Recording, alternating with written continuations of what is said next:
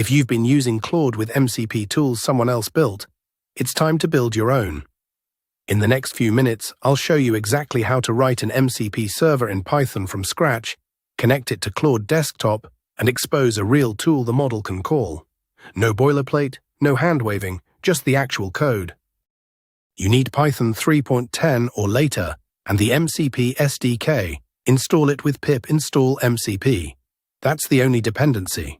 The SDK gives you a FastMCP class that handles the protocol handshake, tool registration, and transport layer, so you can focus on what your server actually does. Create a file called server.py. Import FastMCP and instantiate it with a name. This is what Claude sees in its tool list. Now define a function and decorate it with MCP.tool. The decorator registers it automatically. The function's docstring becomes the tool description the model reads to decide when to call it. So write it like you're explaining the tool to a smart colleague, not a machine. Return a string. That's your entire server. To run it, call mcp.run at the bottom of the file with transport set to stdio. That's the standard I/O transport Claude Desktop uses. Now open your Claude Desktop config, find the MCP servers block, and add an entry.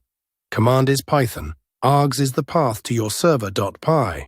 Restart Claude Desktop and your tool appears in the tool list.